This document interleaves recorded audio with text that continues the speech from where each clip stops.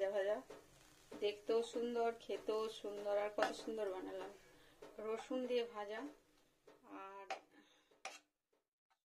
নমস্কার এভরিওয়ান, নমস্কার। দেখুন, এগুলো হচ্ছে পনকা শাক। আমরা এগুলোকে পনকা শাক বলি।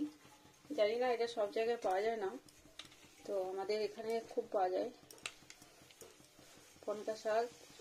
অন্যান্য স্টেটে বলছি আমি, সব স্টেটে পাওয়া যায় না হয়তো। তো এটা পনকা শাক। দেখুন ফ্রেন্ডস, এটা ফ্রেশ পনকা শাক। এটা খুবই অন্যান্য শাক থেকে এটা খেতে সম্পূর্ণ অন্যরকম। আর এই শীতকালে এটা পাওয়া যায়, অন্য সময় পাওয়া যায় না পনকা শাকটা।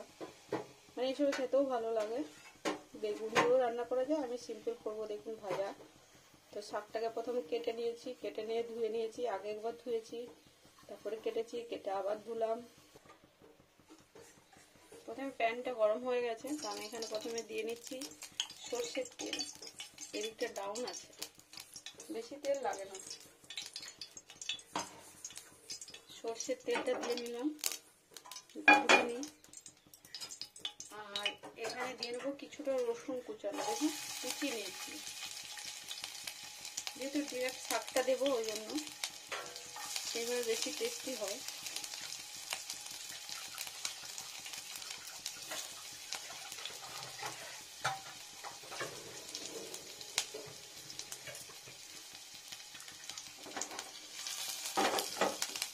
রসুনটা পড়ে গেলেই আমি দিয়ে নেবো শাকটাকে। একটু খড়ে যাক, এবার শাকটাকে দিয়ে নেব। জল ঝরিয়ে নিয়েছি,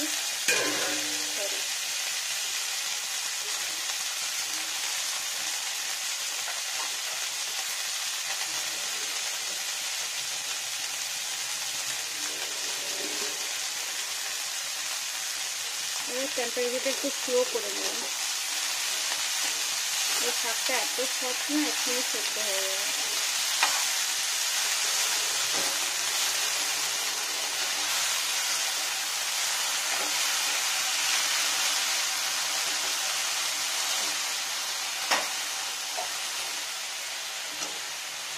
লো টেম্পারেচার একদম।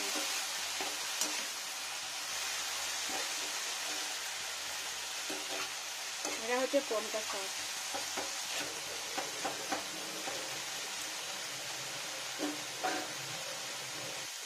দেখুন ফ্রেন্ডস, আমি এখানে দিয়ে নেবো খুবই কম পরিমাণ লবণ। মানে লবণ সহ্যই করতে পারে না, আর শাকটা অনেক কমেও যাবে। অল্প লবণ টেস্টির জন্য দিতে হবে।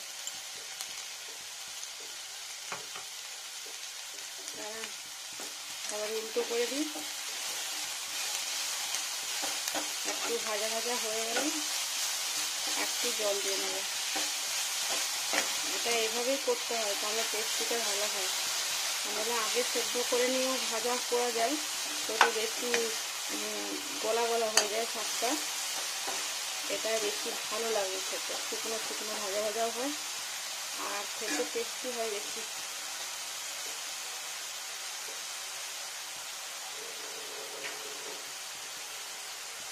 লবণটা দিয়ে একটু ভেজে নিই, আর একবার একটু নাড়া দিয়ে নিই। লবণটা যেহেতু দিয়েছি, এবারে কি হবো, একটু জল দিয়ে নেবো। দেখুন ফ্রেশ জল, যতটুকু লাগবে।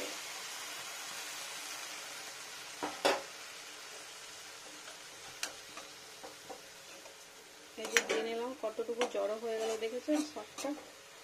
এটা আরো কমে যাবে, যখন পুরো সেদ্ধ হয়ে যাবে না, আরো কমে যাবে।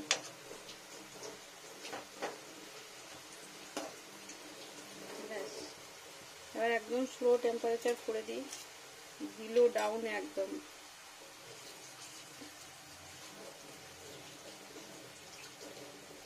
আর একটা থালা ঢেকে নেবো কিছুক্ষণের জন্য। খুলি ফ্রেন্ডস ঢাকাটা, দেখুন কি সুন্দর হয়ে গেল, সেদ্ধ হয়ে গেছে শাকটা। দেখুন পুরো গাছটাই আছে, পুরো সেদ্ধ হয়ে গেছে। ডাঁটিটা কি সুন্দর ভেঙে যাচ্ছে না। এই দেখুন, ব্যাস হয়ে গেল পনকা শাক ভাজা। এবার একটু হাই টেম্পারেচার দিয়ে নিই, ফুরফুরে হয়ে যাবে, যতটুকু জল আছে টেনে যাবে।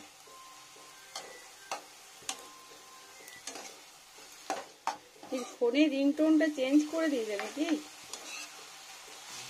ফোনের রিংটোনটা কি চেঞ্জ হয়ে গেছে?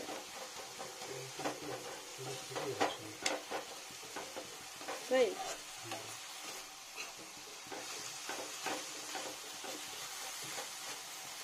এর থেকে ভালো রিংটোন নেই?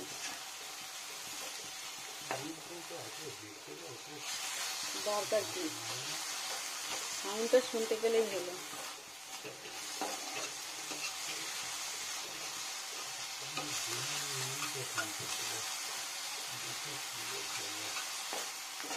কে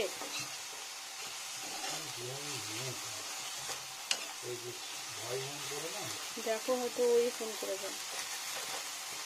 হয়ে গেল ফ্রেন্ডস, জলটা টেনে গেছে, সুন্দর ভাজা ভাজা পনকা শাক। এই শাকটা একটা খুব সুন্দর স্মেল থাকে, এটা বেগুন দিয়ে বেশি ভালো হয়। আমি আজকে রসুন দিয়ে ভাজা করলাম, যেহেতু আরও আমার অনেক রান্না আছে। হয়ে গেল, বন্ধ করে দিই ওভেন। দেখুন কি সুন্দর ফ্রেশ, সবুজও থাকলো আর ভাজা ভাজাও হয়ে গেল না? দেখতেও সুন্দর, খেতেও সুন্দর, কত সুন্দর হবে।